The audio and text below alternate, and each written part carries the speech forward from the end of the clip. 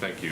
The members of the economic team have been sort of front-running the jobs number on Friday, saying that the figure could be wonky, of course, of all the Omicron cases we had during the sample period. I'm wondering what your expectation, or the White House's expectation for this report is, and in particular, we've had a lot of revisions of these reports in recent months. Do you think it's time to overhaul how the Department of Labor does this survey, the methodology, that kind of thing?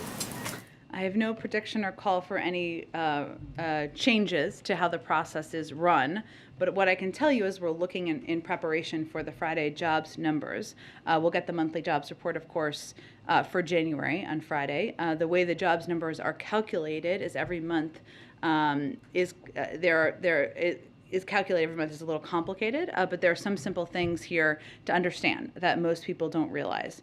If a worker was out sick during the week the survey was taken, because the data is taken over a week, and that is what the monthly jobs numbers is based on, and did not receive paid leave, they are counted as having lost their job. Now, that isn't an accurate depiction, and this is why I think you're asking the second question, of whether or not they were unemployed, but that's how it's calculated.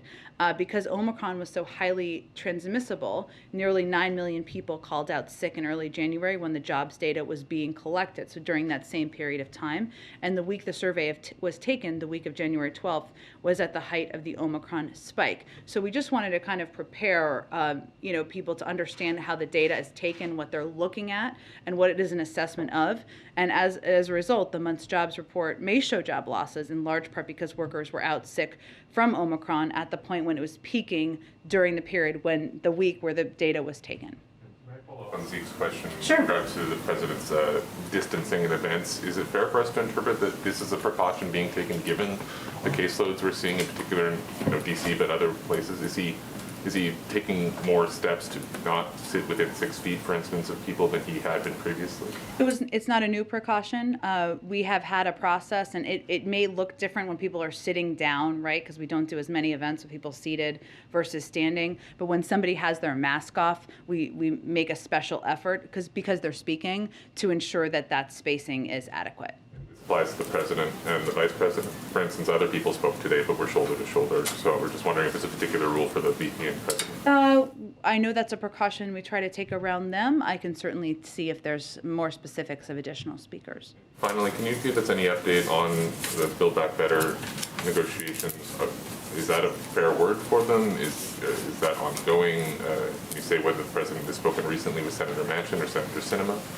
I'm not going to give any details on any conversations he's had, per our policy of trying to keep those conversations private. I will say that is still a great deal of interest, passion, I might say, and advocacy on the Hill for moving forward with Build Back Better agenda, because there's a recognition and understanding that it's long overdue for Congress to take steps to lower costs for childcare, lower costs for elder care, negotiate the price of prescription drugs, and ask higher income companies and Americans to pay more. Those are all also widely popular among the public. So right now, the point we're at is there's a lot of discussion among members, their staffs, committees. We're engaged in those as well about what big chunk, just to keep using the phrase, we can agree on moving forward. And of course, that would require 50 votes, but those conversations are always ongoing.